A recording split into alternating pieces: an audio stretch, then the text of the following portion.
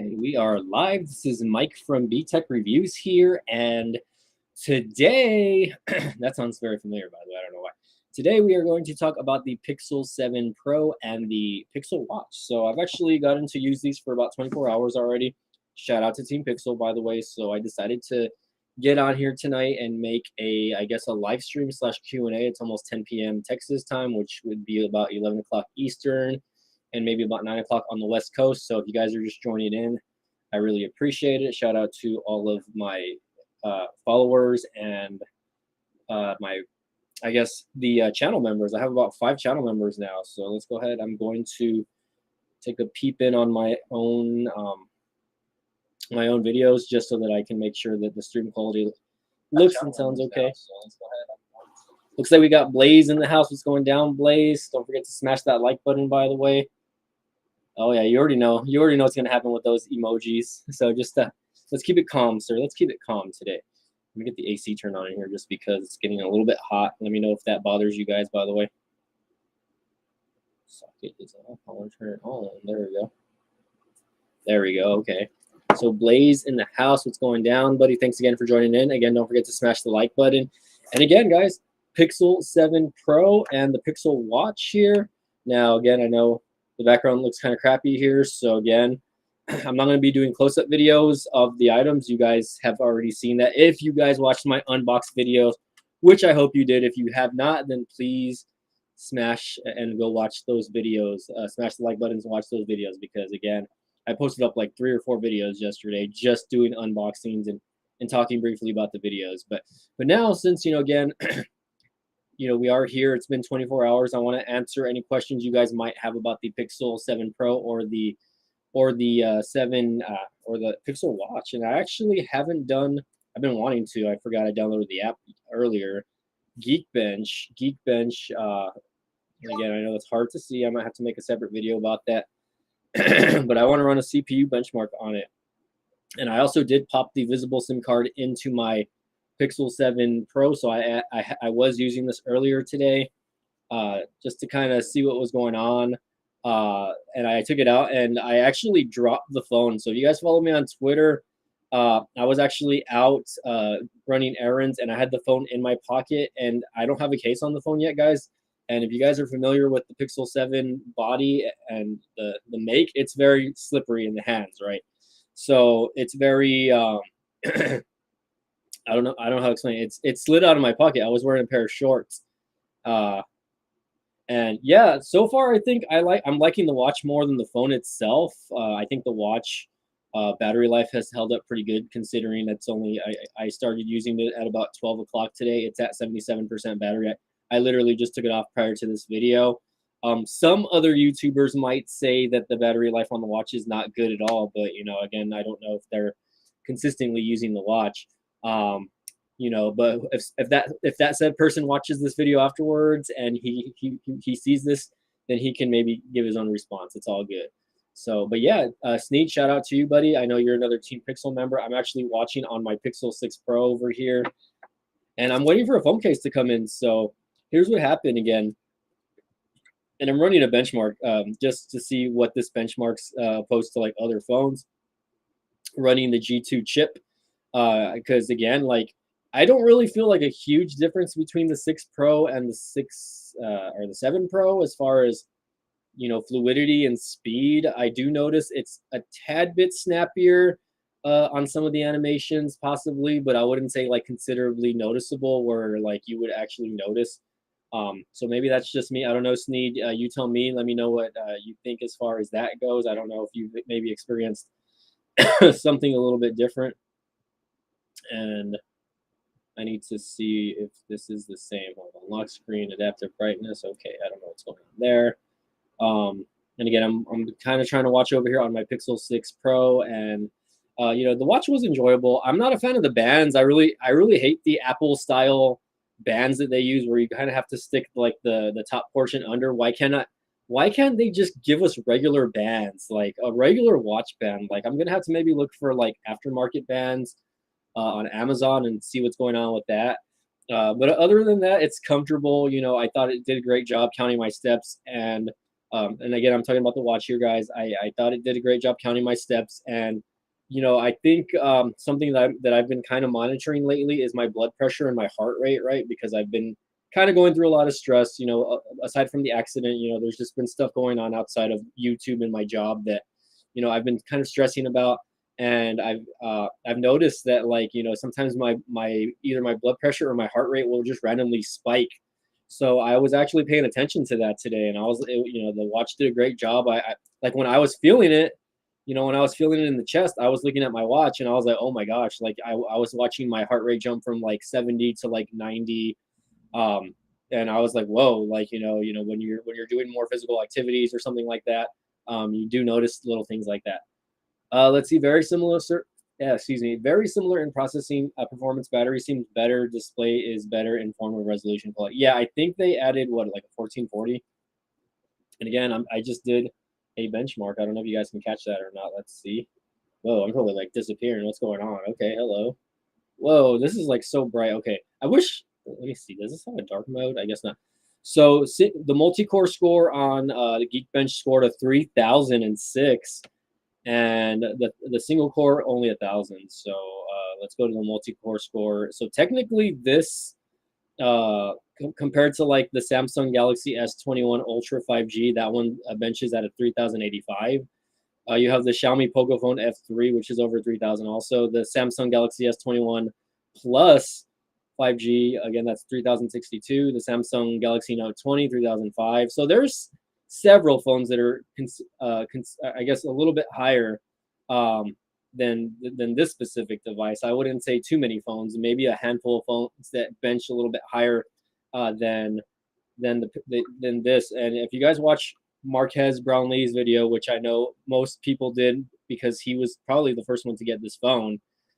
He did say that the chipset, which the G2 chipset, can be, I guess, considerably compared to the Snapdragon 865, which I've never used that processor, so I can't tell you.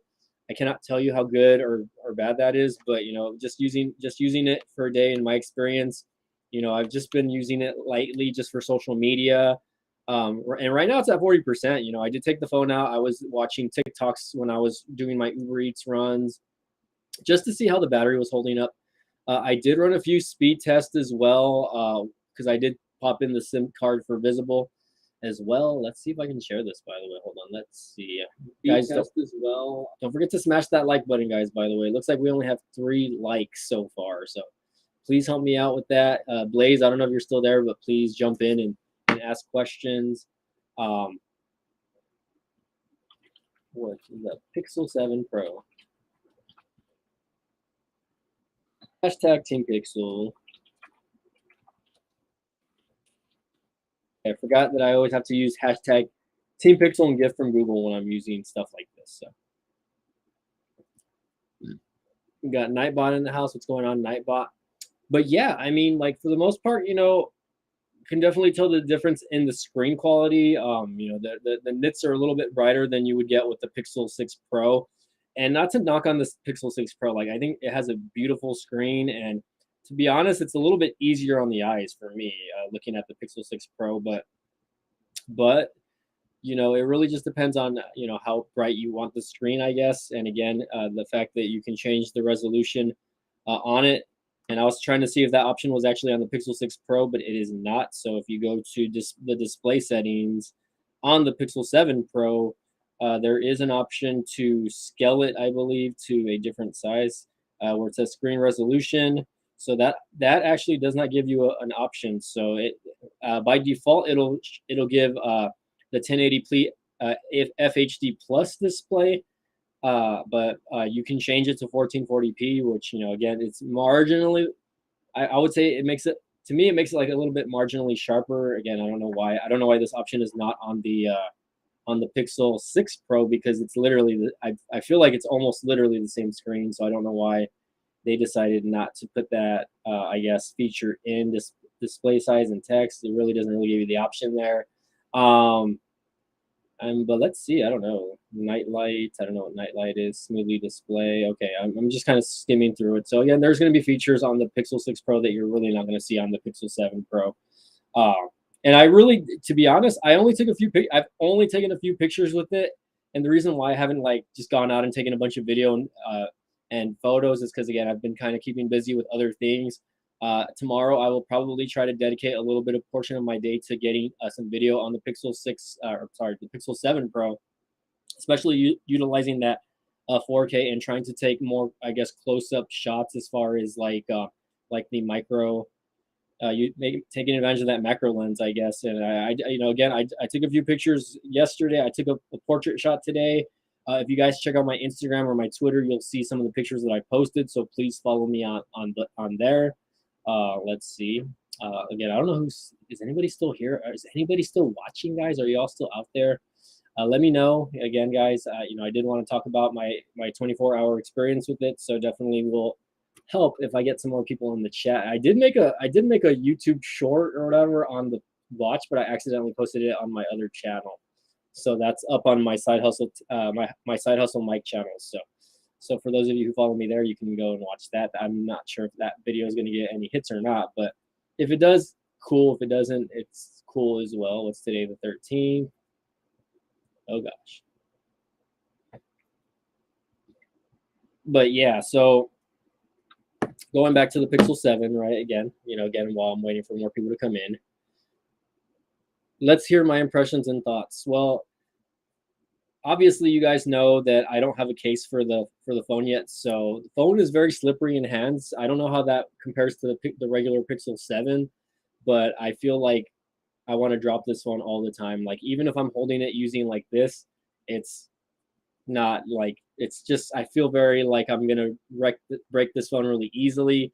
And not to say that the build quality is like cheap or anything like that. I think the build quality of this device is very nice all around. Like I ordered a case and it's coming in on Saturday, I believe. I think it's a Caseology brand. I love the face unlock. You know, I've rarely used the fingerprint unlock, but even then, the fingerprint unlock is definitely a major improvement compared to the last year's phone. And not to say that, you know, the Pixel 6's finger unlock is bad either. I think after a few updates, you know, the in-screen fingerprint sensor got a lot better on the Pixel 6 Pro, but just right out of the box, you can tell that this one's definitely a lot more snappier. It picks up a lot quicker than the Pixel 6 Pro, and even the Pixel 6a. You know, I have the Pixel 6a sitting here right next to me also. I love the Pixel 6a as well. You know what I mean? I think this device is probably budget device of the year is the Pixel 6a for $449. Like I feel like all the Pixel devices that have been released since last year are very good to have. As far as, you know, network and stuff like that goes, again, you guys kind of saw my speed test last night. I'm going to do a speed test for you guys here.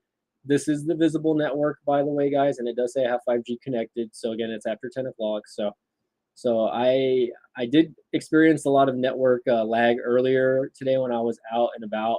But again, you know, I pay for the $30 plan. I don't get the premium 50 gigabytes that you would get with the with the $45 plan, which is kind of making me want to consider switching and paying the extra $15 just so I can get that premium 50 gigs more of data, I guess, so that I don't have to worry about like the speeds. Now, of course, like the speeds are not horrible to any means. Like that's 20 download. This is probably like one upload, 20 download, one upload. The phone is great. Like I have no issues with the phone. Like the screen's beautiful. So far, I haven't really noticed too. I did notice a little bit of jank earlier on today when I was moving from app to app, right? But I think it was doing a system update or something was updated in the background, I think. So that was what was going on there. Blaze, you gotta behave, man. Nightbot is gonna, you know, I'm not gonna ever disable Nightbot because you never know, someone might just start coming in here and trolling. So, but I really do like the device, Sneed. There's one thing that I want to comment on, like for Team Pixel members, or I guess the people that send out the phones, is I really wish that they would actually give Team Pixel members the option of either choosing the 7 or the 7 Pro. And if you're like a big YouTuber like Marquez, like they send them both phones, right? I'm very happy that they sent both the watch and the phone this year, though. That's nothing to complain about. These are very expensive devices. They literally sent me $1,000 worth of devices to a small YouTuber, someone with less than 20,000 subscribers. Hold on, I gotta take a sip of drink over here. I'm getting thirsty. I'm getting thirsty just talking. If there's something I did notice though, hold on, let me move that drink though, is that I actually tried using this phone with a Pixel 6 Pro case, and I noticed that the power button and the volume rocker actually sit a little bit lower than on the Pixel 6 Pro. So when I put the Pixel 6 Pro case on, which would be this one, I know it doesn't look like a case, but there's a case on this. The volume rocker stayed stuck on the bottom, or the volume down button, and when I was pressing the power button to turn the phone off and on, it wasn't complying. So definitely that's I guess a physical feature that changed. A lot of people, or I guess other YouTubers that I followed, say that that you know the screen unlock doesn't really work great in low light. Now, I haven't really tested that out, but right now my room is not a very bright room. I have one lamp on, considering I have kind of like a side light over here. I don't notice anything considerable when it comes to the face unlock that slows it down or anything like that. So there's that. I think there's that feature that people want to know about. And this is something that somebody pointed out to me in one of the comments. I think it was Borganta. Shout out to you if you watched the replay on this. So he did mention that, because I kind of complained saying like that I kind of like the one on the Pixel 6 Pro a little bit better. But if you think about it, like the entire back of this one is glass. So if I drop this, or if there was any type of damage and it ends up cracking that little, that camera bar on top, it'll definitely affect the usability of the cameras, right? So even though I'm not a big fan of this, the fact that this is like stainless steel all the way around, like if okay, hold on. That I have double tap feature turned on, by the way. So even though, let's try that again. Oh, I hate that. I think that's hilarious. I think it's weird that it works on the camera bar and not so much the back. Okay, so going back to the camera bar here, everyone's favorite. This reminds me of one of the characters from Star Trek from back in the day. That, yes, even though it's not very appealing, like I don't really care for it. I really like the one more on the Pixel 7 rather than the Pixel 7 Pro, just because it's more of a matte. I don't really care for the shiny finish. It does stand out a little more though, so it does pop. But again, it's a fingerprint magnet. But the fact is that, again, it's supposed to be a stainless steel. Oh, okay, hold on. It's supposed to be stainless steel. So again, if you drop this phone and again it has maybe a case on it or something like that, you don't really have to worry about all of this getting damaged. Just specific parts where if you end up getting a case, then it's really not gonna be too bad. But overall, I'm pretty satisfied with the device so far. Again, I'm gonna have to maybe do some benchmarks on it. I'm gonna have to maybe test a little bit of gaming on it. I was watching YouTube videos on it earlier. I think the speaker could be a little bit better as far as the sound quality. I didn't think it was great on the 6 Pro, and I definitely think it was probably a little worse on the Pixel. Let me see if this works. Come on. Okay, I thought I had the double tap feature turned on this one, but maybe not. So, hey, what's up, Stevie? How's it going, buddy? Let me know if you want to join in. I'll send you a link so we can maybe chat about our experiences with the Pixel 6, or I'm sorry, the Pixel 7 Pro. I don't know why I keep saying Pixel 6 Pro. I feel like the Pixel 6 Pro just came out, like, and considering it's only a year old, like, I think, if they discounted this, the Pixel 6 Pro, it's going to be a very good steal. Let me know. Again, I can send you a link if you want to join in, buddy. I don't know if you're busy right now. Okay, you want? I'll go ahead and send you a link then. 1 second. In fact, let me throw in some music also. Let's throw in some background music. Let's go ahead and throw in some down tempo, guys, just so we get that going. All right, let's see. Let me go ahead and do add guest, and I'm gonna send it to your Twitter. Just a heads up on that. So, do I have Twitter open? Okay, yes, I do. Yes, I do. Yeah. I really wish I was still with T-Mobile though, so I can test out the network speeds on T-Mobile. But for now, that's okay. I'm enjoying the visible chat on there. Yeah, that's fine. I understand you have to set up and everything like that. So go ahead and take the time. I don't really have any viewers right now, so I have all the time in the world. It's Thursday night. I guess everyone's out studying or doing other things with themselves. Hopefully, you know, enjoying time with their family or resting. So.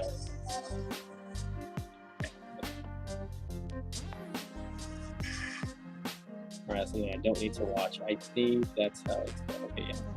Okay.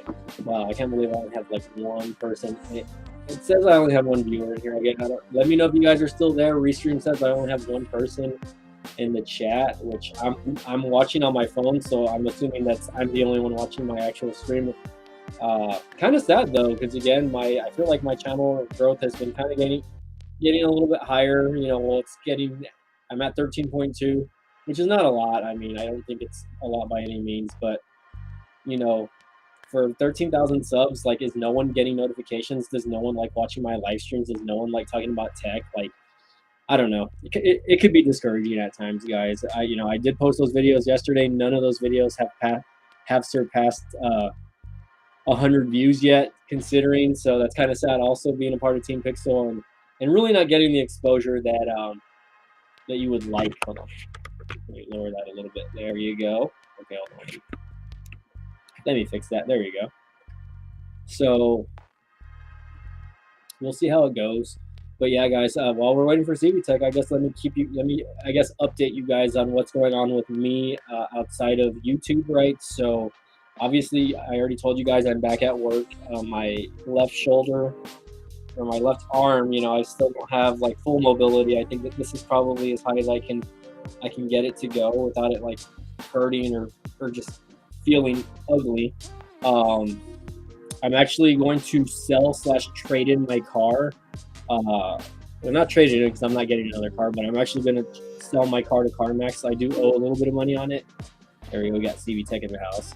Let me get him in. But I just decided to sell it, and there's a reason why I'm selling it, but I'll probably get into that on another video. What's going down, buddy? Hey, what's going on, man? We do this? Should we do that? What looks better? This? I guess you're not using your camera today, so we're just gonna do this. Yeah, I'm late. Chilling, relaxing, man. Here, let me just get my headset connected really quick so that we don't have any like echo over here. Yeah, I gotta make sure I'm not too awful loud either. It's kind of. All right, sound quality wise, okay, there you go. And let me lower the down tempo to like 20% so it doesn't overembarrass it. But how's it going, buddy? It's going pretty good, man. How's it going? It's going, you know, like I said, you know, I'm selling my car I'm going to sell my car to CarMax. I'm going to make a couple thousand off of it, luckily, and, you know, pay off some bills. You know, I think it's a very hard time and a hard economy right now.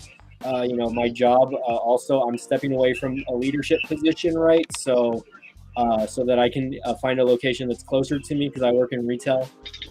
And I've been driving about 40 miles a day for like the past 4 years already. I think it's been about 4 years. And the drive has just been really rough and stressful. And, you know, being in a leadership position can take a toll on you also mentally.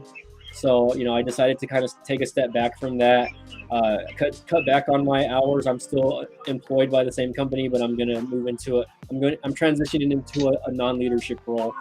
So, you know, we'll see how that goes. I'm not going to be a full-time employee anymore, so that's going to be different for me because I'm so used to working those long shifts. But we'll see how it goes. I mean, I think definitely better at the end of the day. It's going to help me mentally and just overall, you know, I just want to take care of myself, my mental health, and my physical health as well. You know? Oh, yeah, definitely. Oh, that doesn't sound good. I heard a phone sounding like it was dying. Oh, it was my Pixel 7 Pro. I'm trying to bring the battery on it a little bit so I can give it a first good charge. Okay, I got you. Yeah. So again, we've had the phone for about 24 hours already. What's your initial impressions on the phone so far? Well, I like, you know, the fact, you know, I'm gonna be honest. There's not a ton of difference in the 6 Pro and the 7 Pro. Okay. Now I want to say, am I too loud? No, I think you sound fine. I'm actually trying to lower the background music just because I feel like it's overshadowing you a little bit. Oh, okay. But you sound fine. But yeah, you know, of course, with the face unlock, very accurate. You know, fingerprint scanner way better. A lot better, yeah. You know, the main camera is, of course, the same as last year, but the ultra wide has been upgraded. Yep. You know, I feel that, you know, the build quality with when the camera bar seamlessly goes into the body looks really nice. Mm-hmm. I had no case for my 7 Pro, Same here. Not yet. but I used my Rinky Fusion 6 Pro case to fit on my 7 Pro, and it fits, but the volume and power button are different.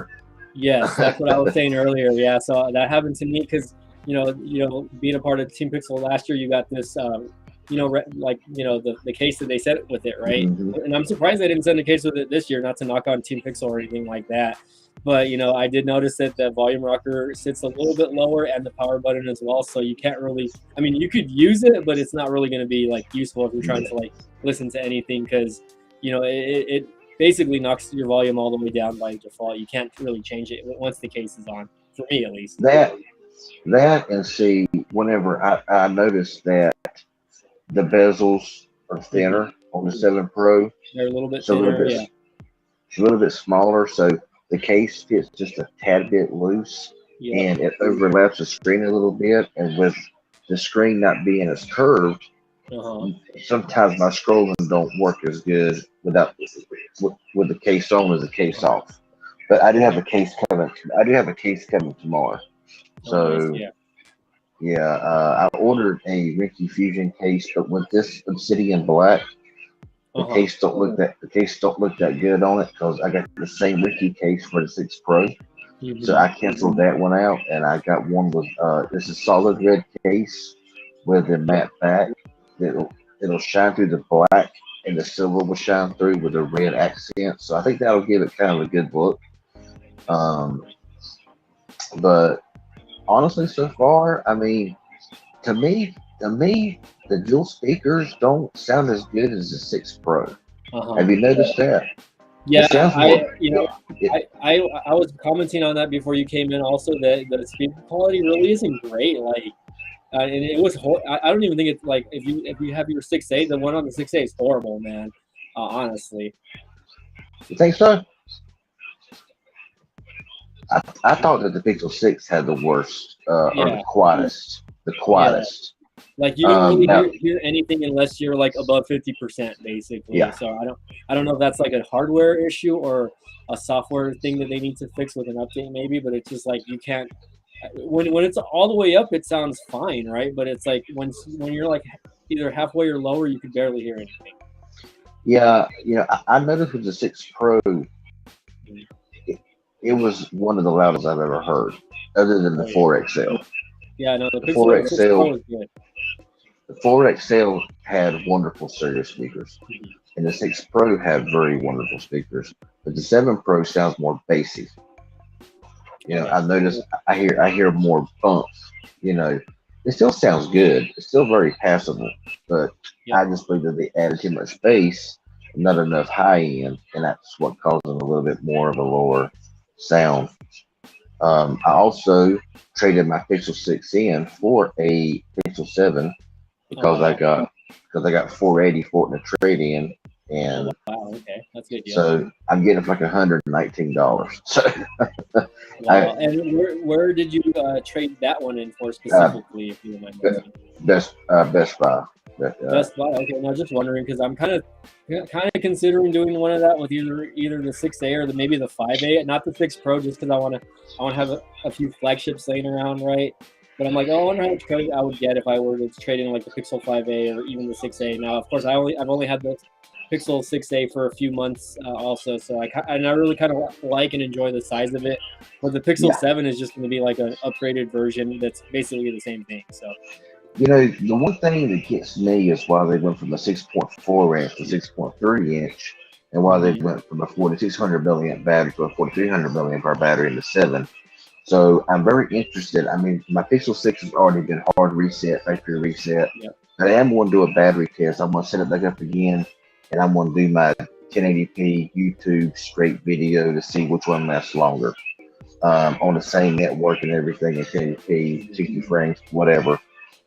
Just to see, just to do that one little battery test. Now, I did buy the Pixel 6 on my own. I probably Yeah, wouldn't I ever remember trade that. in. I probably wouldn't ever trade in a Pixel that Team Pixel sent me. Unless I got just a ridiculous deal. And I don't think Right. that they were actually accepting the 6A as a trade in on Best Buy, but Mhm. to get 480 and a trade in, I mean, Yeah, God. I think they're actually getting a lot better with the trade-in values. Now, considering the phones are only about a year old, the ones that are being offered, right? But other than that, I think that's a pretty good deal considering that's more than what Mhm. you would have made selling it separately, like on eBay or something like that, or SwapUp. And dude, I was totally surprised when I seen the Pixel Watch. Oh I mean, yeah, I was that threw not me off. expecting it. Yeah, same here. Well, I was actually kind of hoping that they were going to send the Pixel Buds, like the Pixel Buds Pro. Yeah, That's something that I wanted to look at, but I think that's something that I'm just going to end up purchasing on my own separately. But even then, I'm just like, wow, like they sent another item that's under a little under the $400 value, and I'm just like, wow, like considering like it's an amazing gift for them to send. So, but yeah, going back to Blaze's question here, I didn't get to answer this. I think Latrell, who's in the house, what's up, Latrell? Answer this. He said, I don't know if someone asked, but I wanted to know if the phone ever overheats when recording high res. So I have not tried this yet. I can tell you one thing: the phone does get hot. Like even just playing back like YouTube videos. I don't have a case for it yet, but I did notice when I was just watching YouTube videos earlier that the phone does get a little bit hot, right? But of course, it's a glass back, right? Um, and I don't know if you've experienced any like heating issues with yours so far, Mr. CV. so far, no. I Yeah. mean, today, whenever I was, setting it up, putting in my Gmail accounts, adding all my apps, it got a little bit warm, and then it cooled off, and it's not got. I've been watching YouTube videos. I've been doing okay, and it's not got hot a bit. Now Yeah. you gotta expect most phones when they're brand new, Yeah. they're gonna Hmm. heat up a little bit because you Yeah. got the battery that just started. You're putting it to the test. I got a feeling that, of course, it takes about a week to 5 to 7 days for your battery to really learn your patterns and everything.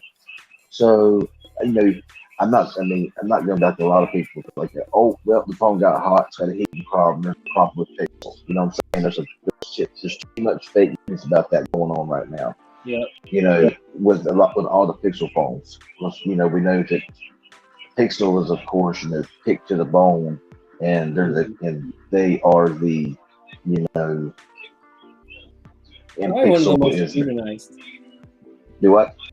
I think where you were going with that is it's probably one of the most scrutinized phones out there as far as like its critiquing and everything goes. Well, ever since LG left, now Yeah. Pixel has picked up they're the kickball, I guess you would say. I mean, Hmm. I mean, you know, you have phone. I mean, you got people saying, well, the Pixel 7 Pro should have been 799, but you got the iPhone 14 Plus with a 60 hertz display, last year's Hmm. processors and cameras and everything else, selling for $900. But that gets it. But you hear crickets whenever you talk, about that. Hmm. And then you got then the Pixel 7 Pro, which offers, you know, so much more, in my personal opinion. Um, and that, and Oh that yeah. and that's just and that's just a starting price. Hmm. You know, I mean, so Yep, that's the base. And a base would be like the minimum amount of internal storage for those of you guys who are wondering. and it's $900 for the 128 gig, and you're gonna pay Hmm. well over about $1,100 for the 512 gig for a Yep. iPhone 14 Plus. It's basically an iPhone 13. Yep. You know what I'm saying? Makes no sense, but you know, Apple logic, I reckon. Yeah. But you know, the 6A, in my opinion, is a really good phone. Hmm. Um, I like the 6A. I still like the 5. I Oh remember yeah. when the Pixel 5 came out. Now it sold for $700, which was kind of ridiculous for a phone that ran the 765 processor. It was a Yep. small phone, but I remember a lot of YouTubers was like, I'll give this phone 3 months, 6 months. It'll be laggy. It'll be slow. Well, it's going on 2 years. I got my Pixel 5, and it runs just as good as it ever did. It's holding up and trucking right along. Correct. So I never had the 5A, but I do have. I'm sorry, I've never had the regular Pixel 5, but I have the 5A, so that's a little comparable, right? As far as the phone goes, same processing chip, pretty much almost the same. I want to say it's the same screen size. I think it's a little bit bigger actually than the regular 5, but I can't complain too hard about that. I actually use that phone a lot to make a lot of my YouTube content actually, because it does still have that 3.5 millimeter headphone jack. I'm actually holding the phone right here, and I'm able to use an external microphone on that. So I know Blaze mentioned that he said something about the Pixels having overheating issues. Now the only thing I know about the overheating is with the Pixel 5A with the recording in high res. So again, that was when when the phone came out, people were trying to record in 4K. And mine still does that. I don't know if anyone else's phone does that, but mine still does it. I've actually tried recording several times in 4K since then, and I still get overheating issues. On which one? On the 5A.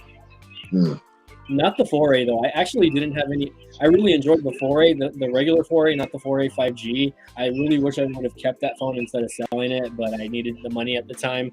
But I really thought that was like the best pocketable in-hand phone that, like, I don't know, that money could buy at the time, I guess. I really enjoyed that device. Oh, yeah. I mean, the 5, I loved the 5. It had a 6-inch display, or a 6-inch display. The 5A had a 6.4-inch display. Yeah. And I know that, maybe we're talking about the 6 Pro 4K 60 overheating within 10 minutes. And I set it up in a room in the mid 70-degree range, and recorded for 2 hours of 4K 60, and it finally overheated like 2 hours later.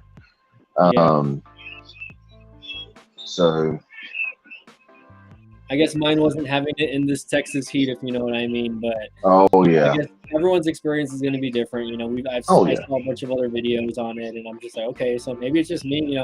The time I was recording outside, it was like 90 degrees, and it was like I was in the shade, but I was like in the heat as well.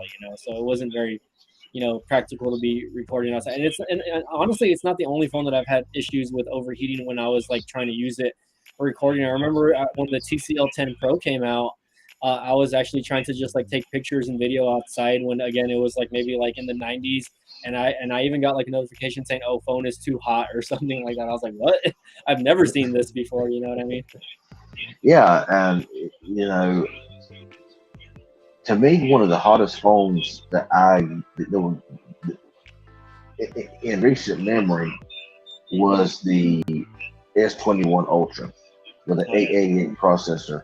That phone would get so hot you could fry an egg. Now the S22 Ultra with the 8 Gen 1, it seems to be tons better. My Pixel 6 and 6 Pro would get warm, and it would stay warm even when it wasn't being used. But it never was like unbearable to touch. Whereas like the S21 Ultra, when it got hot, like I said, it got hot. Luckily the S22 Ultra with the 8 Gen 1, I've not had that heating issue. But I know with like the Pixel 5, and like the 4XL and all those phones, they never really ever heated from what I can remember. Oh yeah. Yeah, no, well, again, I think my first experience was probably the TCL 10 Pro and then the 5A. But I guess probably because, again, I was recording in 4K. I wasn't like recording in a lower resolution, so I understand why the processing got a little bit hot, and the phone just. I mean, even cameras do this. I mean, it's very well known that even like Canon cameras or Sony cameras will do this when people are trying to vlog or something like that, and the cameras just overheat because it's too hot outside or something's just, again, making the device overheat in general. So I mean, I guess I can't complain too hard.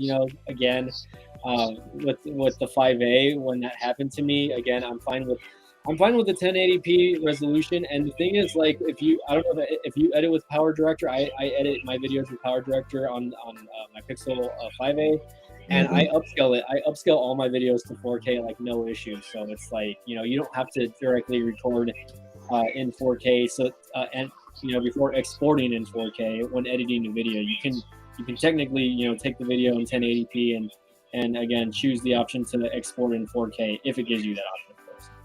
Oh yeah, oh yeah. I mean, you know, it's just like comparing, like an Apple phone, an iPhone, a Samsung. Whenever they had their problem with overheating, um, you can record like 3 minutes out in the sun, it would overheat, but you heard very little bit about it. It's kind of like crickets. But you can record 8, 10, 12 minutes on a pixel that out in the heat, and it was like a major deal. But look, like I said, we all know that Apple, Samsung, they're in the spotlight. They're going to always get the pass, while most other carriers are going to get crapped on. Yep. That's just the way it is. I mean, Google is going to have to, like I said, like I said several times before. I believe whenever I lost the train of thought. That's okay. You know what I mean? But I mean, going back to, I guess, the experience of the device, I really am enjoying my experience with the Pixel 7 Pro. But like you said at the beginning of the video when you came in, it's really not like a significant upgrade. So like, for people that maybe want to know, like, hey, should I upgrade phones? I would say no.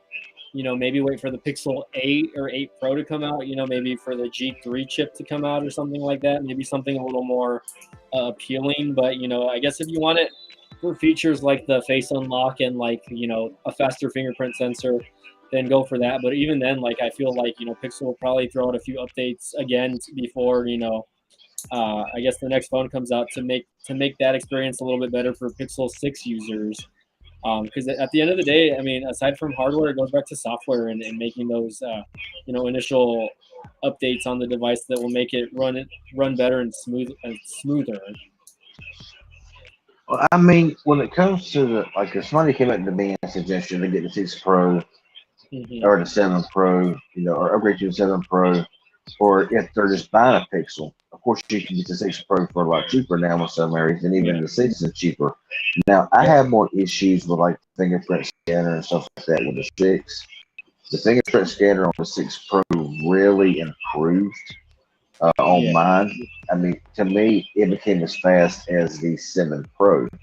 Yeah. But the 6, the fingerprint scanner worked like 3 out of 10 times. It was just horrific. Yeah. And it just had a few bugs here and there. Nothing too serious, For sure. But if somebody was to ask me, should I get a 6 Pro? Should I get a 7 Pro? I just see too many people have an defective device buying a 6 Pro. And so I guess I would say if it's a phone that I believe the Pixel 7 Pro is going to be a major, is going to be a W for Google. As long as their updates don't screw it up. Yeah. In the future, I believe it's going to be a W, just at first impressions. But of course, first impressions can fool you. Y'all know that. Mm-hmm. But if it does end up being stable, with Android 13 coming out 2 months before the phone came out, with a Gen 2 tender chip, they got more time under it and everything. And if it remains the same as it is right now, I would say definitely spring for the 7 Pro. You get the extra year of update, and you're going to get a few more features compared to the 6 Pro, or the 6 itself. But ultimately, if they want to just save money, then yeah, I think, like you're saying, like if you want to save money, go with the Pixel 6 Pro, or maybe I wouldn't say the 6, but maybe the 6A, if you want to lose out on the wireless charging capabilities. I think that's really the only feature that the 6A didn't have opposed to the 6 Pro. I'm sorry, the regular 6. But I'm on the Google Play Store website, and the Pixel 6 Pro is not even in stock. So I think that's interesting that you cannot buy it right now from there. I think maybe you can get it on Amazon, but I wonder what Pixel Pass is. That might be new. But I mean, obviously they're already advertising the Pixel 7 and 7 Pro. I want to see the 6A's on there. Interesting, but they're not advertising the 6 Pro. Let's see. Well, what's going on here? Well, you know that every year Yeah. they discontinue the previous model. So I didn't think it was going to be this quick, though. yeah, I know, right? It's like, okay, here's the 7 Pro, pull the 6 Pro. I mean, you're still able to buy them, but like with Amazon and other places like that. I mean, I bought a Pixel 2 XL in the Panda edition. I bought that just because I always wanted it. It was brand new, sealed in the box. That phone came out forever ago.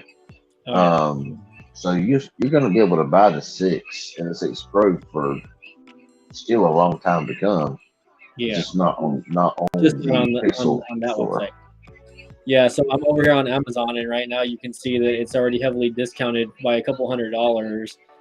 Which again, like this specific one is $649. And again, obviously you have the 3 color variants, which I have the sunny I guess the sunny version of it. But $649, I think that's a very good selling price, considering, I mean, that's a drop of what, $150 or more than 100. It's $250. That's a $250 price drop from its original price. So, hey, I mean, that to me is a pretty good steal. I mean, especially, I would consider the device still a very solid device. Like, as long as you're not running Android 13 beta like me, I'm running Android 13 beta on it still. So even though the regular Android 13 is already out, I decided to be a part of the Android beta program just to see if that would, show, I guess, have any differences between like the Pixel 6a and whatnot. So let's see. The Trizzle says my Target still has the Pixel 6 Pro in stock. Do you remember the price of it though? Are they still selling it for like the $800 price range or the tag? You know what I mean?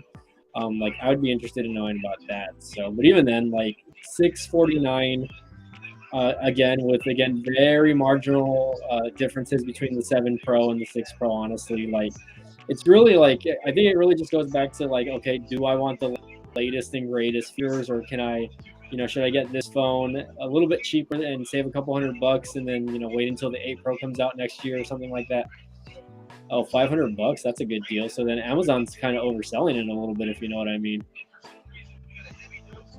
Oh yeah. Yeah, I mean, to me, the 6A, I love the 6A. I love the 6A. I mean, people's like, oh, 60 hertz display, but that phone is very quick. I mean, honestly, that display being 60 hertz, it's got a pretty high touch sampling, and to me, it don't feel like 60 hertz. It feels more like 90. There is, and that argument goes back to all the ones that bashed and trashed the 6A with the 60 hertz display. But now you're seeing Apple with like I said, the iPhone 14 Plus on $900 with a 60 hertz display.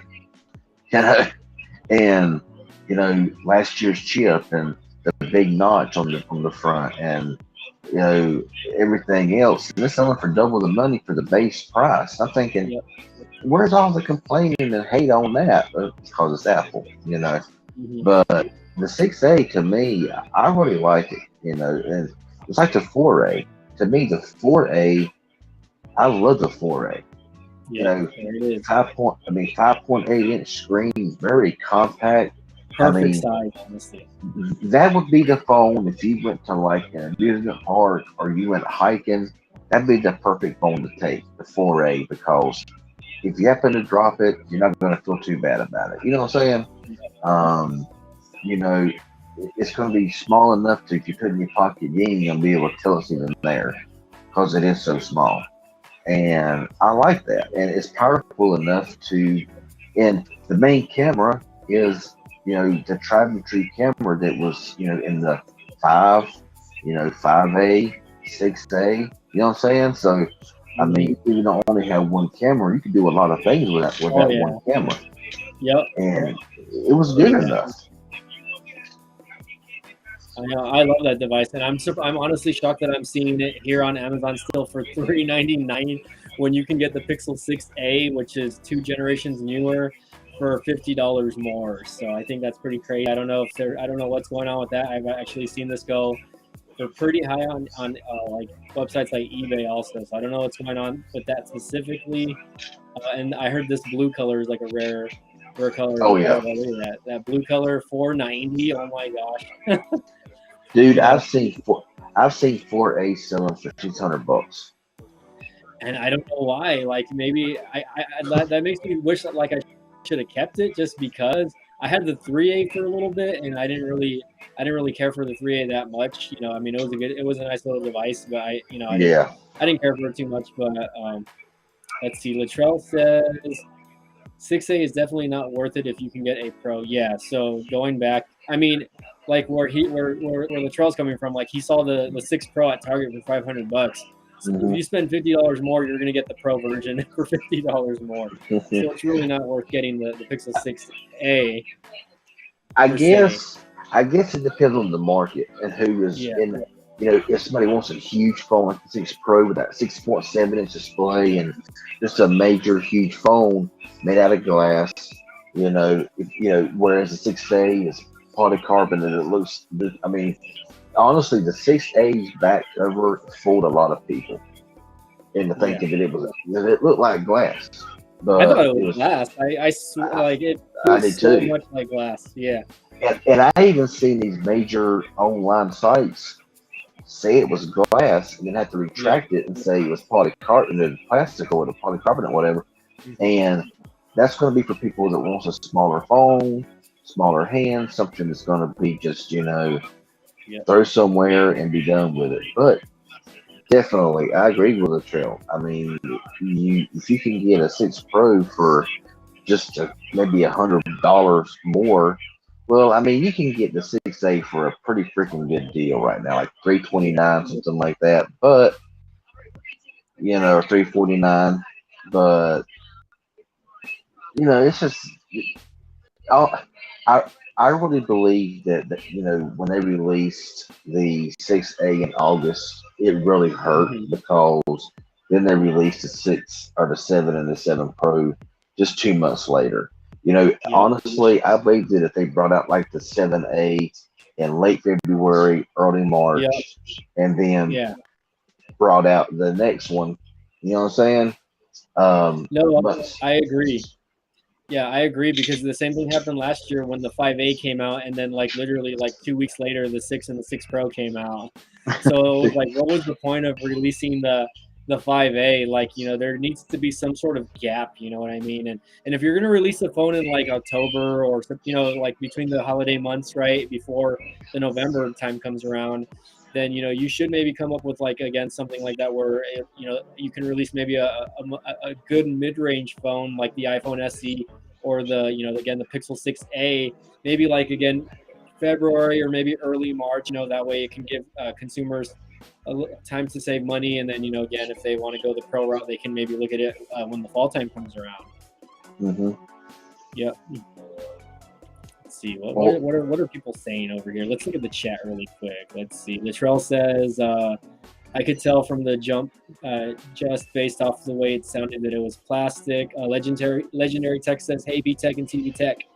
Latrizzle says, I gave my sister-in-law the Pixel 4a. The Pixel 4a was a solid device. I honestly missed it. I really wish I would have kept it, but I ended up selling it just because I had the 5a. So I was like, I'll keep the better of the two. Let's see. I'm not an Apple iPhone fan. That is Technoid's department. Okay. From Michael Loke. Shout out to you, Michael Loke, by the way. And wow, we got 11 people in the house. Guys, please smash the like button. I checked, and there's literally only 4 likes on the video right now. 5 likes. So there's 11 in here. There should be at least 11 likes. So please smash the like button. That does help out the algorithm. You guys do not understand how important likes are, and I know CV knows this because I've seen you've made videos on this topic, right? So please smash the like button, and I'm gonna go watch his video after we do the live stream. I'm gonna go smash the like button on his 7 Pro video as well. So we gotta help support each other, guys. Exactly. YouTube is a hard place to be successful nowadays. I don't. But Oh you know yeah. what? You know what? And I don't know if this is something you've tried doing. I posted a few shorts over the past couple of days, and my channel views, maybe not my monetization, right? But the channel views jumped up a couple thousand views just on posting a few shorts about the Pixel Watch and the Pixel 7 Pro. And I'm just like, well, I wonder if it'll affect the monetization over time. Maybe bump up the pay as well, right?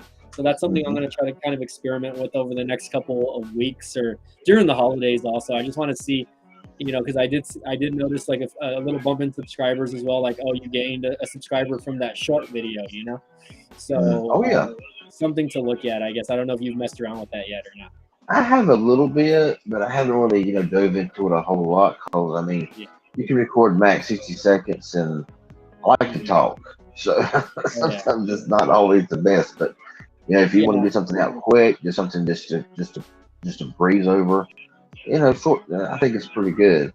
Back to what Latrell says, yeah, I mean, when you hold the Pixel 6a, you can definitely tell that it's a lot lighter weight and that it's not made of glass. But just by the basic looks of it, yeah, you couldn't tell the difference until you held it. When you held it, it was a lot lighter. You could tell it was made of a different, but I mean, I think the 6A is a great phone. If you slap a case, if you slap a case on it, I mean, who's gonna know the difference? No, I have a case on mine. It feels pretty solid with the case, even though you probably don't need a case considering the build quality, right? But speaking of the Pixel 6a, it is on sale on Amazon right now for $349, so you can get this discounted as well. So definitely that was the price of a Pixel 4a when it came out, $349, I believe. So this phone has only been out maybe about a month and a half, 2 months, barely. So the fact that again, it's already like discounted $100 on Amazon. I'm gonna post the link up, guys. If you guys want to post the link, check the link. It'll be in the description below. Get that affiliate link going. Get that little plug. Hopefully, maybe, and I've actually had a Pixel 6a sell from one of my affiliate links. I mean, honestly, to me, the 6A, it's just like they had a lot of the bugs, and a lot of the issues, kinks worked out, and I've not seen really a single issue with the 6A. I mean, since I've had it, I've not seen a single issue with it. It's worked perfect. My personal, I got very fortunate with the 6 and 6 Pro. I really didn't have any issues with the 6 Pro at all. No connectivity issues, no Wi-Fi issues, no LTE, no nothing. I mean, mine worked like it's supposed to. But the 6, a lot of problems with the haptic feedback, a lot of problems with the fingerprint scanner. Other than that, I didn't see any issue. To me, battery life was always fantastic on the 6 and 6 Pro. I'm kind of wondering why Google went down in battery on the 7 Pro from 4600 to 4300 milliamp, give or take a few milliamps. But it may be because of the AI. It might be more battery saving. I really don't know. Only time is going to tell. The processor could be making the battery, consumption a lot less. So maybe that the G2 chip is the reason for that. I feel like the G1 chip was a battery hog, or is a battery hog. Even after all of the updates, I feel like the battery life on the 6 Pro is horrible. I don't like it at all. I think the 6A is considerably a lot better than the 6 Pro.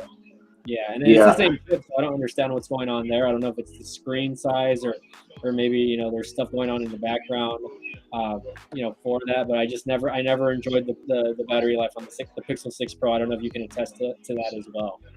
I mean, my 6 Pro seemed to actually work pretty decent. I really didn't have any excessive battery drain, nothing like that with my 6 Pro.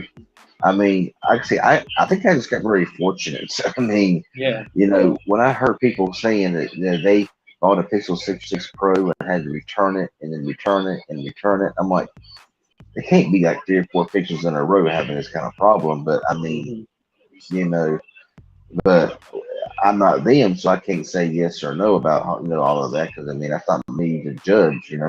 But Oh yeah. I just uh yeah. Hmm. Sorry, I know how I jumped from Pixel to OnePlus over here. Hey, I this lose my phone, the OnePlus 9, I don't know what version on OnePlus they have, but hey, the OnePlus 9 only $484. I like this purplish color. yeah, it was nice. Oh yeah, no, I definitely Android 11. Ugh, I don't know about that. I You don't know, I know got about the I got the OnePlus 10 Pro, and I'm going to tell you that right there is one more solid phone. yeah. The 10 Pro is, I mean, dude, it's just, I mean, I, I can't really say enough good things about that phone. I mean, it does everything well. I mean, kind of like my S22 Ultra, because that's like the ultimate phone, you know. Hmm. But I Let's mean, see. Go ahead. I'm sorry. I was just trying to think of what I was going to say. So going over here, Legendary Tech says, I really like the Pixel Watch, and Apple has competition now. I'm tired of them being the favorite. So we've been talking about the phone, right?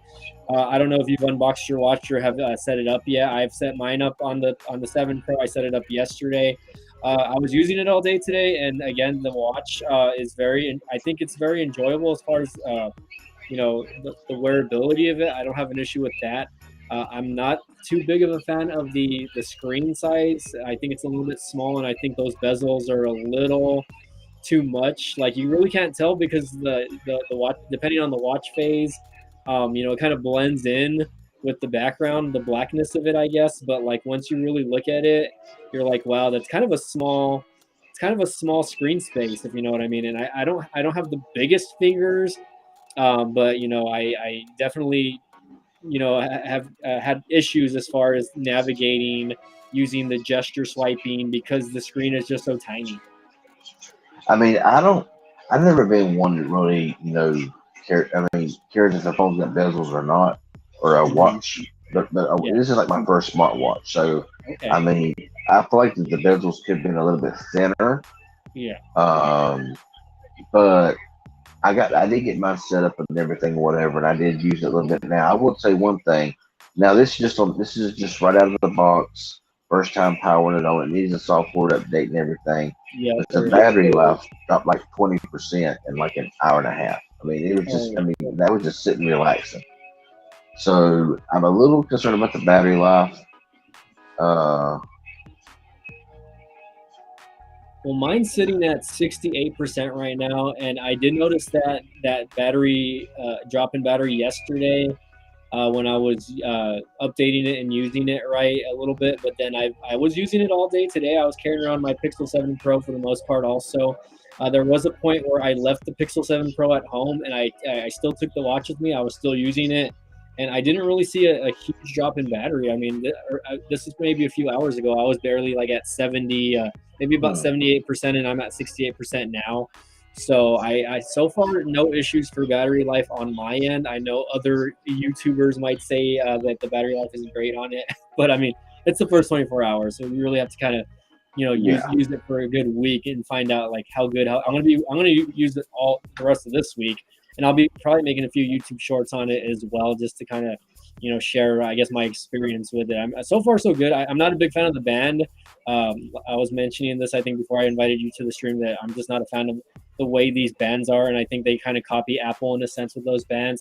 I'm definitely gonna try to order a band, but I hear that they're expensive. Let's look these up. I don't know.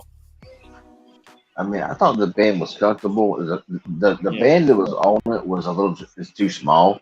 But I know it comes yeah, with an extra band. I hope it's longer. yeah. Um, Well, the extra band is actually the smaller band. So the one that, oh well, the one God. that, yeah, well, the one that they had already in the box for me, because you know how they take them on, they put them in that black casing. So they Yeah. they put in the big band on it, and I found it really hard to get the band off. Or actually, no, it was easy to get the band off, but it was extremely hard for me to put it back on, or the smaller version of it. You know what I mean?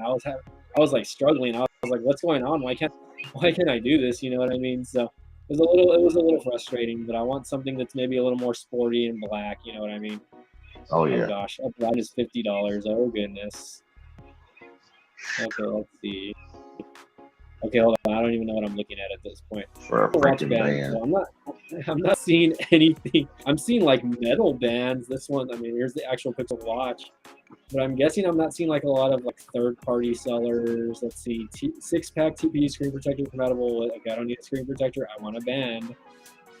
Okay, definitely not a band. It says bands compatible with Pixel Watch replacement, but the ones I don't. I just want a regular watch band, like one that you can easily take on and off. Like I don't know why it's so hard to find one nowadays. And I'm pretty sure we'll see more of that once the holidays come around. More people will be making more of that with the Pixel watches. So I'm gonna have to double check on that later. See what's going on there, I guess. Random person. Let's see. Okay, the trail says, yeah, the band is a smaller band. I get it. You need to use it more, but it's a watch. It's not a phone. There's not much it has to adapt to. Yeah, definitely agree there. I mean, the only thing I can compare it to is the Pixel. I'm sorry.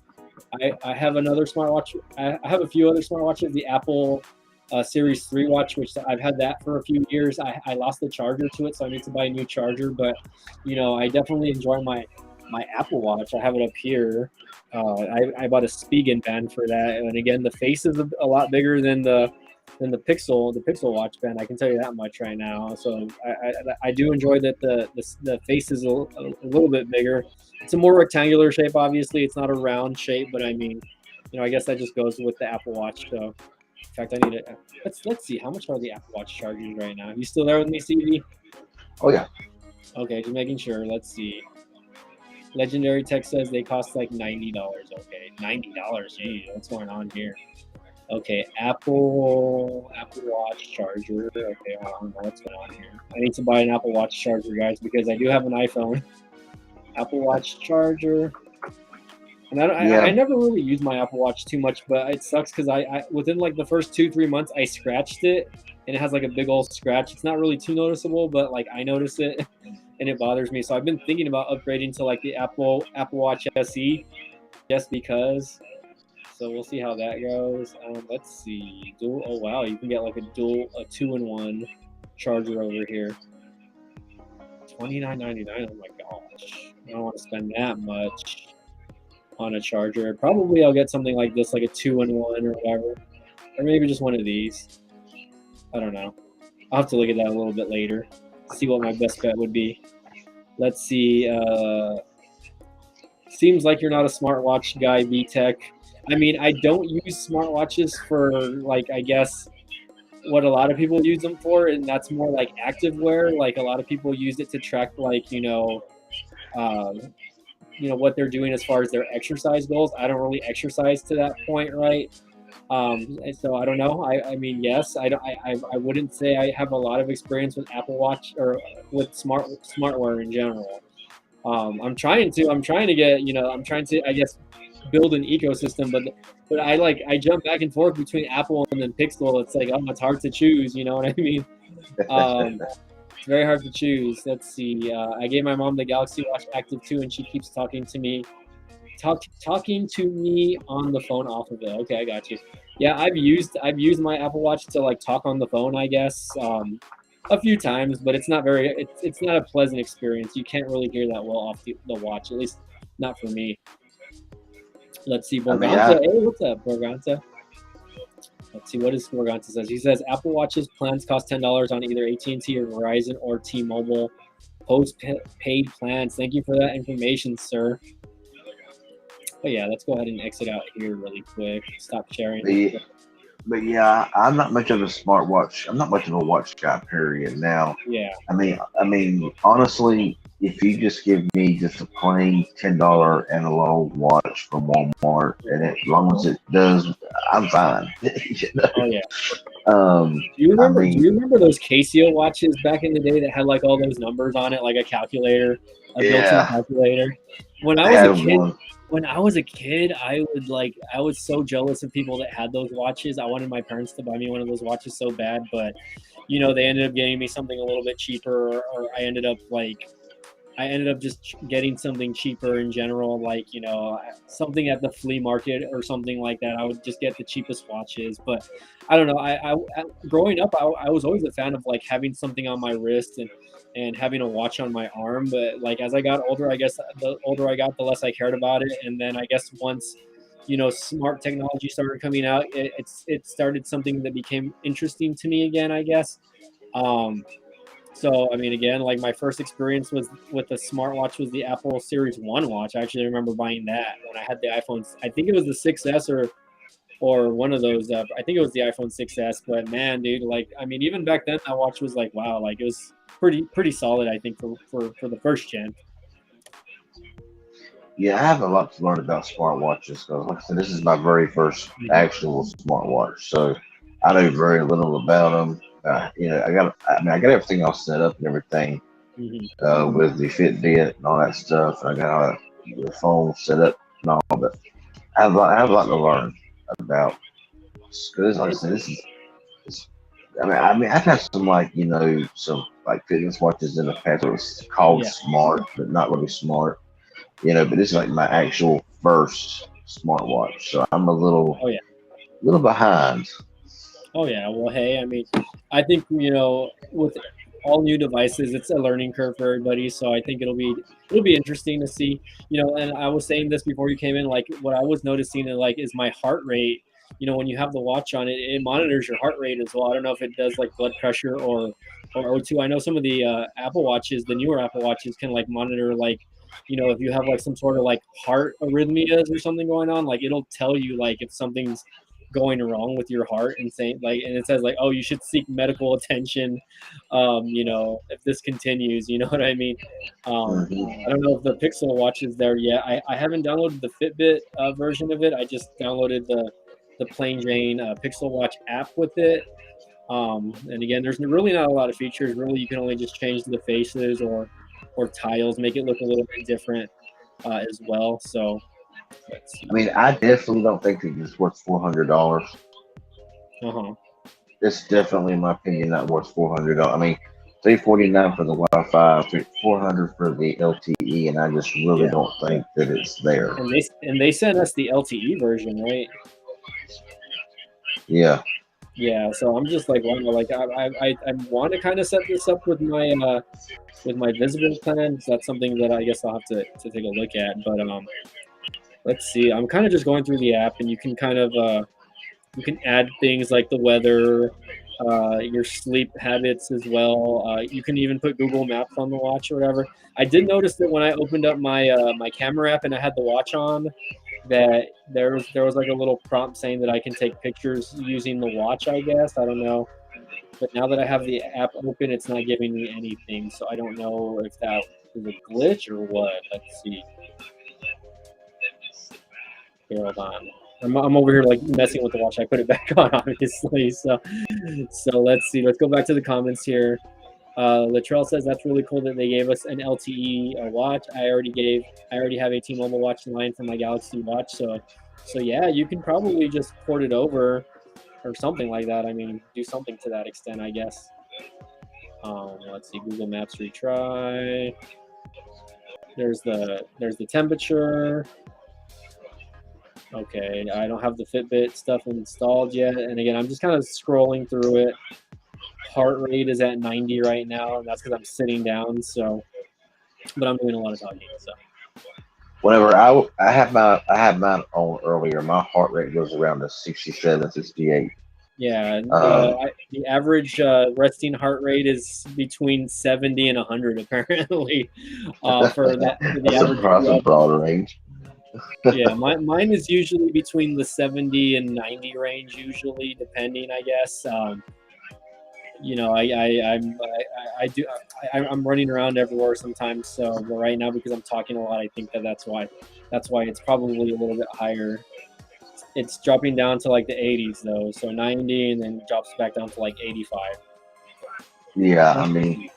Yeah, I think it's just their first watch. I think that it's, regardless of what many people say, I think it's not bad. I Yeah. think it's overpriced. You Mhm. know, I mean, if it done like everything that a Samsung or an Apple Watch would do, then maybe so. But I think that for what it offers, and I don't think it's what they're Yeah, asking for it. and But what? I think it's especially Yeah, that black with the black band. It looks so stealthy. I do like the And black man. Yeah. it looks good. I really do like it, even though I'm not much of a watch guy. I think it's just a good first. And I mean, gotta start somewhere. Hmm.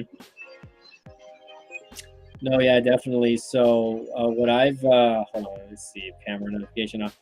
Yeah, yeah. So yeah, what Latrell's saying also over here is yeah, customization is not Pixel Watch's strong suit. Definitely, I mean, especially if you're comparing it to like an Apple Watch, where you can definitely customize Apple Watches a little bit more now. For me, like I think it's a very simple watch though. Like I think that's what maybe some people would like about it is it's not very hard to use either. It's really not hard to figure out, and again, the UI is not. I don't think the UI is bad. Again, I think it mimics Material U a little bit. So it's one of those things where I'm just like, oh, but like right now, I activated the camera app, and I think it's pretty cool that you can like take pictures and use this. Like so, like if you set your Pixel phone on a tripod and then you want to take a picture, you just click it, and I'm gonna go like that, and then it counts down. Look at that, 3, 2, 1. Wow, okay. And look, it I even think shows you the picture. Oh my god, on your phone, or I mean, on the I think watch. I think it's very funny that they Yeah. got a flashlight on the watch. It's just right up the screen. I mean, how Oh yeah. Yeah, you're right. I did notice that also. Hold on, let like me what? see. Where is that? The flashlight. Yeah, all it does is just brighten the screen. But But yeah, I I mean, agree. look at that. I mean, that's interesting. I guess if you're stuck in the middle of the road and you're stranded and Yeah, you're trying to get somebody's attention, like, "Hey, I'm over here," or something like that. If you're in a big crowd and you're like looking for your family, you know what I mean? Like, I guess that would work out also. come in for a landing. But yeah, I Yeah. agree with Trailer. I think very good first watch. So yeah, for the first watch, I think they done a good job with it. I don't really care about the bezels. Bezels don't bother me none. I know that some Yeah. people are just really overly, oh, I'm one of those guys right there. But that's okay. We all have our opinions. I I mean, mean, yeah. I've just never been that. I mean, bezels or no bezels, I could take either one. I would have since the watch is kind of small. The, I believe that they could have thinned out the bezels a little bit, like I said earlier. Um, but like I say, I have no problem scrolling through everything, but it is. I mean, it is small. I mean, it is a very small watch. Yeah, it is a Um, very tiny watch. Yeah, I'm having issues with it right now, actually. I'm having issues just pressing the home button. It doesn't stay on the home. It goes like to the app drawer, and I don't know how to get it to undo that, I guess. Interesting. maybe just click the circular thing. Maybe. I mean, that's what I'm doing, and it does take me like to the home phase, but then it pops back up. I don't know how to explain that, but I don't know if that's a glitch or what. But I noticed that it was doing this to me earlier as well, and I was like, why is it doing it? But like finally, I got it just like on the regular time. So could be a Well, little I bit don't. annoying. What I don't understand was the watch was at like 80 some %, and it said it had a software update on the watch. It said the battery was too low or in Oh yeah, power no, saving mode. And I was like, what the crap? Like it's an 80% battery. How yeah, is that that too happened to me. low?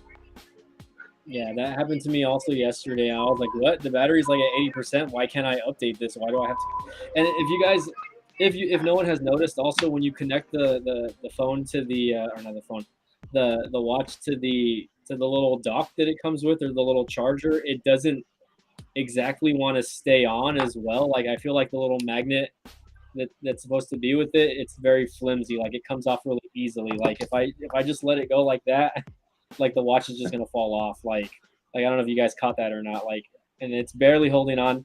But like this does not happen with the Apple Watch. Like the Apple Watch, like when the little magnet hits, it sticks and it doesn't fall off like even close, you know. So I don't know.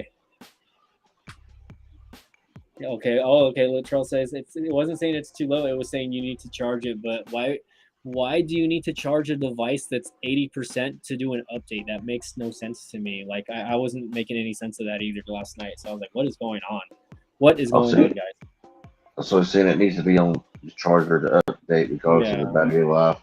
Yeah, because I was saying like it does like on a phone when you're trying to update your battery's too low. It was like battery too low, or in power saving mode. That's exactly what mine said, and I was like, huh, battery too low at 80%. That's just a little odd.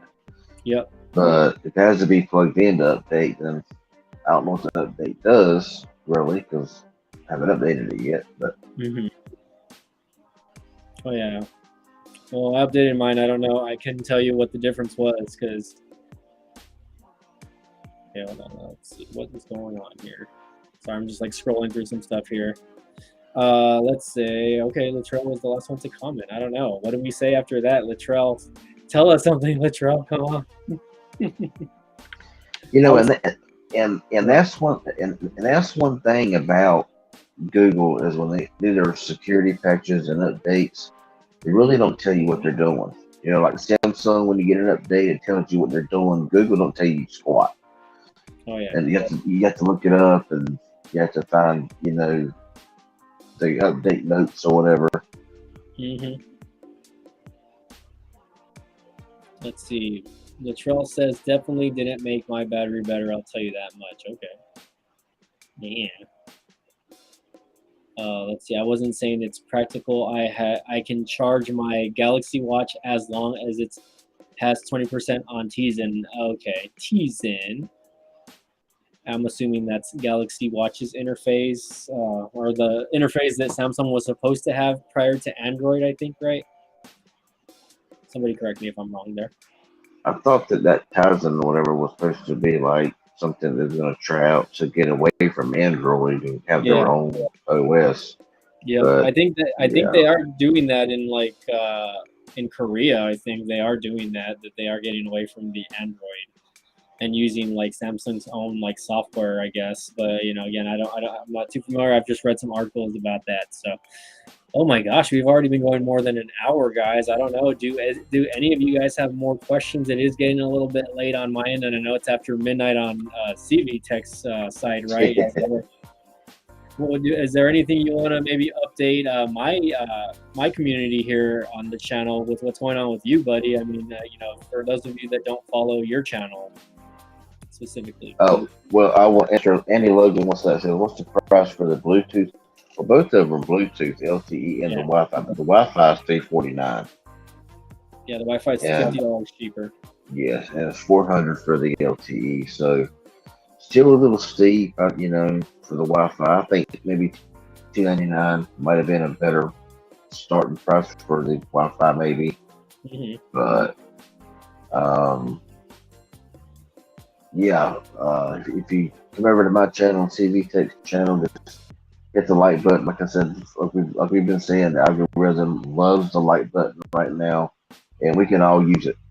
We can all use it. Believe me, man. I'm gonna just continue doing the YouTube Shorts, just to see if it bumps up my viewership at all. And I did see a spike, like a 1,000 view spike on a few days. So I'm just like, okay, like let's try this out. Borganta said, do you know about the upcoming Straight Talk Home Internet? I have not heard about that. I did hear that Verizon's doing something to that extent, though. Well, I have the Verizon Home Internet myself. Yeah. That's what I use. Okay. I did see an article about the Straight Talk Home Internet, but I didn't read into it. So until I read on it, I really can't comment on it. Okay. Let's see. Latrell said the Galaxy Watch 4 is when they switched, and Tizen is so much more efficient on battery and faster. I don't like Wear OS. I've only used a few devices on Wear OS. I don't remember. Did they send you the Tick Watch by any chance, CV, or no? The what? It's called the Tick Watch. Maybe not. I might have been one of the only guys that got this watch. But it was like a Wear OS. It was one of my first experiences with Wear OS, and I really actually liked the interface and the UI and everything.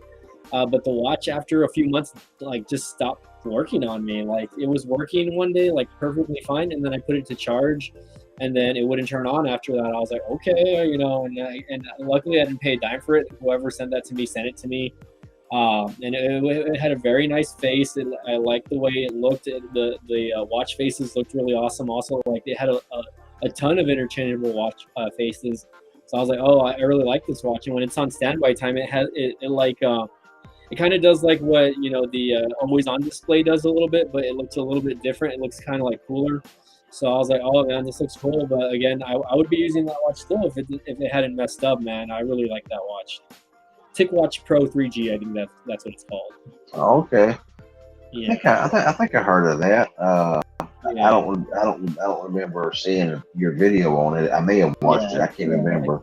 I think I have 1 or 2 videos on it where I just briefly did an unboxing. I didn't really get too much into it because I feel like the people that were wanting videos on it were wanting more and more, and I was just like, no, I only promised you an unboxing video and that's it. If people watch it, they do, and they don't, they don't. Oh, well, you sent me a $300 watch because that watch is like a $300 watch also. and it lasted how long? I'm sorry, maybe a couple months. I was only using it for a couple months. In fact, let's see if I can watch it. Let me see if I can find it on Amazon really quick. TicWatch, blah blah blah, 2022 for men. Okay, I think this is it right here. Hold on, let me see if I can do a quick screen share again. And again, the watch face looked nice. I really enjoyed using the watch. It was very responsive. Everything was good on it. But let's see, where can I find this? Caseology, TicWatch. Here we go. This was it right here. It was a very good looking watch. This was a good size. I really thought it was a good size. And so when it was on standby time, it would look like this. It was maybe a little bit darker though, but it was like an AMOLED screen also. It looked very nice. Again, you can change all the watch faces. It came with the app as well. It was waterproof. It had a lot of good things going on for it. It's expensive. It just stopped working though all of a sudden for me. So I don't exactly know why it stopped working, but I think I don't know if it has something to do with the charging in the back. But when I connect it, it says it's charging, and then when I try turning it on, nothing happens. So I'm just like, okay, I guess it fell. And I should have messaged the people that sent it to me, but I think I lost their email address, so that's okay. Yeah. I'd be like, hey, your watch broke. If you want to send me another one, then all right. But I have it right here. I don't know, I might have to undo the background, but it's a very nice watch. It had a very nice band also. And I had it linked up with the Pixel 6 Pro. There you go. I don't know if I can get a better shot of that, but it's a very good build watch also. I feel like it felt really good. It's not to be honest, the Pixel watch feels heavier than this watch, but I still feel like this watch feels better. You know what I mean? So I don't know what happened with it. Maybe I'll revisit. Maybe I just need to clean the little charging things in the back, because you know how sometimes they can get dirty or whatever. Oh yeah. But I never got this watch wet. It's again it's what is it waterproof, but I'm I never got it wet. I never took it in the shower. I don't know. Maybe I'll mess around with it while we're doing the live stream here. I mean, that's the only problem with a lot of tech stuff is there's been times in the past where about half the things I reviewed was defective. Yeah. And if there's 10 products and one's defective, I'm gonna get the defective product. I mean, I can't tell you the times I've had, I've gave something a bad review and ended up being a defective product, and have to, change my tune because I'm like, well, this was just a defective unit, and that happens sometimes. Yeah, and I'm assuming either something happened with the battery to the point where it was a defective unit for me. Is this the charger? No, where did I do with the charger? I have the charger laying around here somewhere. But I'm gonna ask you a question. Andy Logan says, why Google isn't accepting the Pixel 6a for trade? I think because it's just too new. Um, it's just released a couple months ago. Uh, that that Yeah. could be a main reason. Oh yeah, no, I definitely think that the reason why again that they're not taking it for trade is because it's just too new of a phone, and you can get it at such a cheap price right now. Anyways, it's like what $349 Hmm. new right now. So what did I do with the freaking charger for this thing? We're over here like looking for it now. Like my room is a mess. I do need to clean up a little bit if you guys know what I mean. It is pretty messy in here. Yeah. After that accident, I kind of let my desk go, so my desk is like there's stuff all over the desk right now. I know I'm that over fella. here. I need a desk, and I need something better. That little table I got, because I ain't got room for squat, man. I'm telling you. Yeah, no, I definitely would agree. I need a bigger table as well. So let's see. Is this it right here? Oh no, that's not it. Way off, Mike. Way off. I'm trying to find the charger. I could have swore I put it away with the watch. Let's see. That is not the charger. That is just a micro USB cable. Man, I have so many cables in here. It's not even funny. I don't know if the 6A has the same fingerprint scanner as the 7 Pro. The 7 Pro, well, the 7 Pro at least, just feels so much better. I think it is the same fingerprint scanner. It's not it's not one of those like ultrasonic. No. Yeah. It's just optical, but I mean the 7. I had the 7 ordered, or I pre-ordered it. But the 7 Pro is just so freaking responsive, and it's so much faster. And the face unlock, I mean, it's surprisingly really quick and very accurate as well. I mean, I haven't tried it like in a low light, but I have tried it in various light, and then it just unlocks every single time. So that's a major plus. I mean, I think that performance-wise, you're not going to see a ginormous increase in a 7 or 7 Pro from the C6 Pro.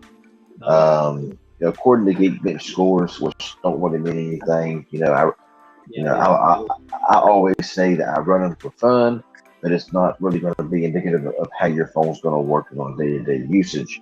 But the scores are very similar. But of course, with the AI and everything else, I mean, it may be a bit more powerful. I may do a speed test beside the 6 Pro and the 7 Pro, but I doubt you're going to see very much difference at all. It's just, with the upgrades that they've done with the new Tensor chip and, probably a lot more bugs squashed. And since this is their second gen Tensor, maybe they worked out all the kinks and bugs and stuff. And, I mean, I always said after the C6 Pro that the 7 was going to have to be right.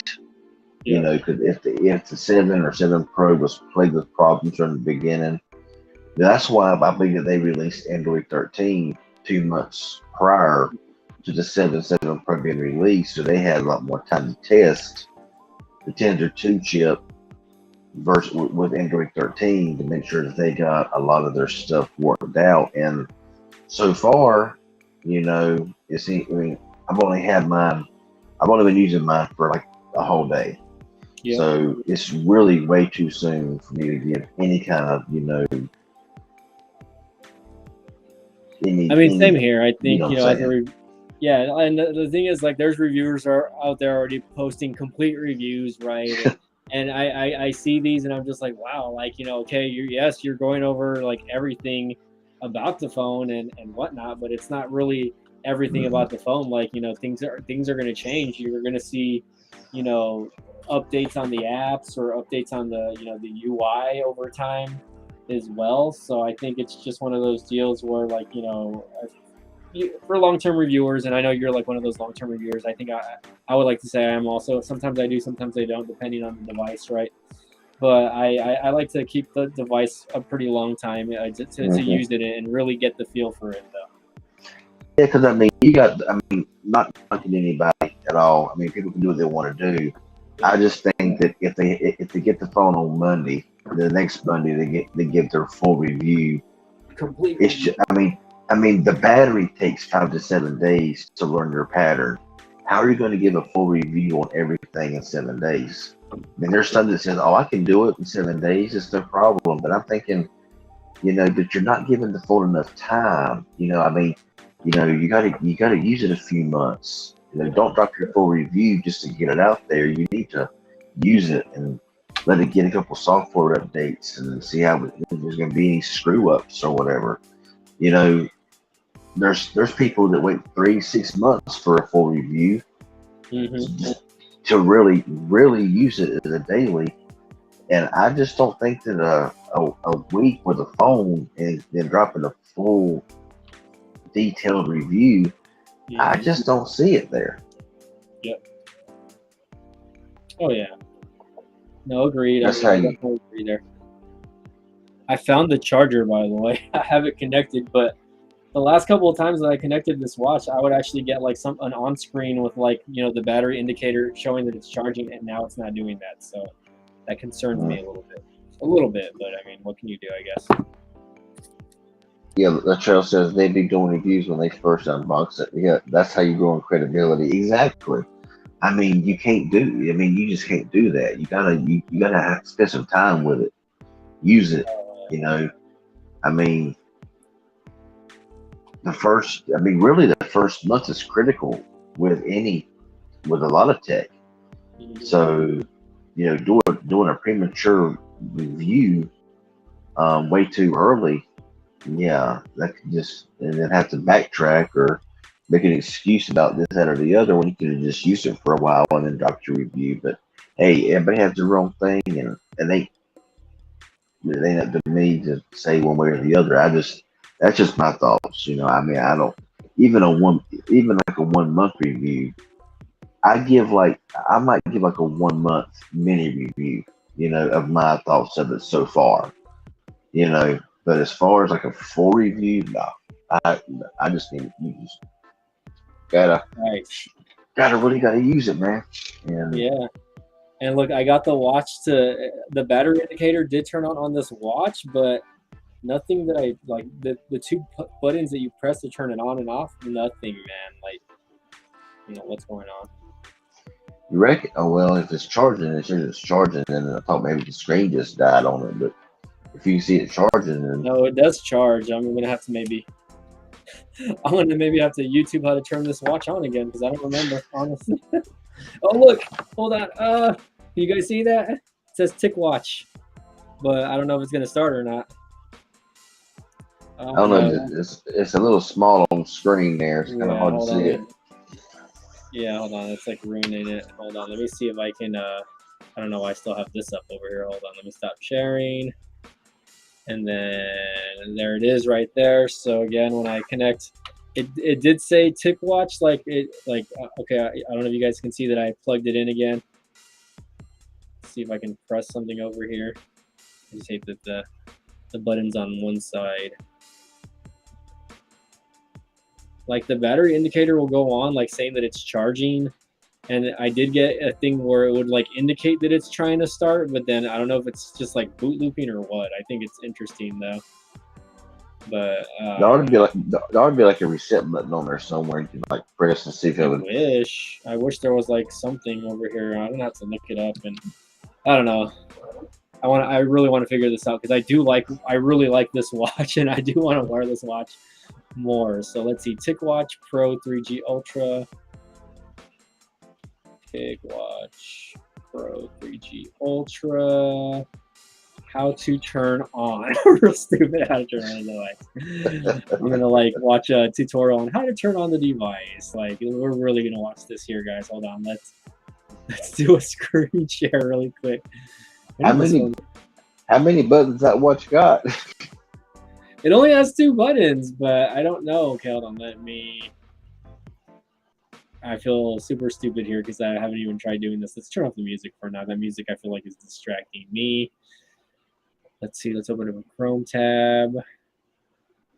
How to turn on your TicWatch. Let's do it. Okay, so let's watch the video here. Let's get that full screen for everybody. Okay. Hi. In front of me I have Mobvoi TicWatch Pro 3, okay. And I'm gonna show you how to enable the power saving mode on this device. I want to disable it. Let's start by waking up the screen on our watch. To do it, press the upper button, then swipe downwards from the top of the screen to open the quick panel, and here tap on the settings icon. In settings, let's scroll all the way down and select the system option. Okay, and here we have this option called Essential Mode. This is basically a power saving mode. Let's tap on it. Here we have a little description of the mode. As you can see, it says that Essential Mode greatly extends your battery life. Basically, it will turn off almost all of the functions of the watch to save the battery life. Okay, let's wake up the screen again on our watch. Scroll down and tap on the check mark to confirm and enable the Essential Mode. Okay, this is not a help at all. And here we have it. After a couple of seconds, the Essential Mode will be enabled. And basically that's it. We have hour, date, steps, and I believe seconds maybe, yes? Yeah. And we can use the upper button to use the backlight, basically turn on and off the backlight. And we can also use the lower button to check our heart rate, like this. Okay. And to exit this mode, we need to press and hold the upper button until we see the TicWatch logo on the screen, like this.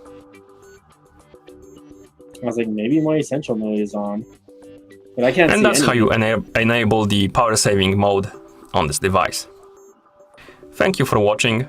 If you found this video helpful, please consider subscribing to our channel and leaving the like on the video. I'm gonna give you guys a dislike. Sorry, guys. Oh, hating on it hard. All right, I'll have to look into this later, but I do want to get this watch going. I'm like, I know it still works because it's getting a charge. You know what I mean? I just don't know why it's not wanting to turn on. I don't know if maybe that home button is not making contact or something. It's intriguing me a little bit. It's kind of bugging me. It's bugging me a lot, actually, but it is what it is. I have the box sitting around somewhere, so I'll have to look at that. But all right, guys. Well, I guess I'm going to go ahead and end the stream here. And just because it's, again, kind of getting late, I've already been on for almost 2 hours. I didn't think I was going to actually go this long tonight. So, again, big shout out to CV Tech over here. I don't know if you want to share your channel again and your handles before we get off here today.